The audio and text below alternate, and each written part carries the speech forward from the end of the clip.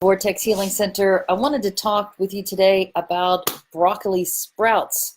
Not just broccoli. A lot of you are familiar with many of the analyses that talked about sulfuraphane that's found in broccoli. Well, it turns out that broccoli sprouts have hundreds of times the capacity for the human body to produce sulfuraphane. And so I've been doing an experiment, and I've got my broccoli seeds. These are organic broccoli seeds from a local Tassie producer, and I made them into my little sprouts. Now, what's amazing as well about these broccoli sprouts and sulfuraphane is that it's not just had a lot of studies showing its anti-carcinogen effects, but it's also, according to Dr. Rhonda Patrick, I was listening to a great podcast that she and Joe Rogan did, talking about it as a nootropic, and that I really wasn't familiar with. And the nootropic capacity, she believes, comes from the fact that it is a major anti-inflammatory. Every human body seems to need that more and more, and that anti-inflammatory effect apparently also greatly affects brain function.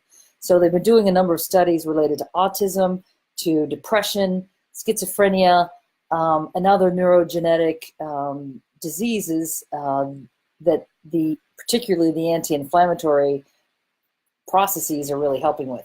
So what this also creates is something called NRF2, which in the body controls over, I'm checking my notes here, controls over 200 different genes. And this is the highest value of naturally occurring sulfuraphane and NRF2 that is possible. And I want to show you this as well. So this is my broccoli sprouts. I've even labeled them in a little baggie, and I'm about to throw them in the freezer. And you're like, oh my God, shouldn't everything be live and fresh and natural? Well, it turns out with broccoli sprouts, they're actually enhanced the capacity for the human body to absorb the sulfuraphane after they've been frozen. So I'm using these for smoothies. I should say I'm going to start using these for smoothies.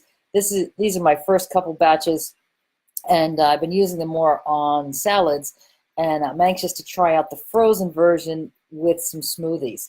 So my invitation to you is test it out for yourself. Get yourself some good broccoli seeds. If you need help finding them, let me know.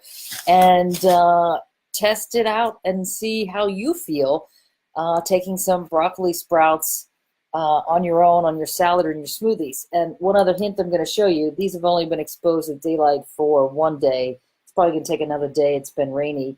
And the other issue really is you want to make sure that you are sterilizing any container with your sprouts, and particularly with broccoli sprouts. Okay, so I hope you enjoyed this. Let me know if you've had a chance to try out making the broccoli sprouts, and I'll talk to you soon. Hey Jane, how are you?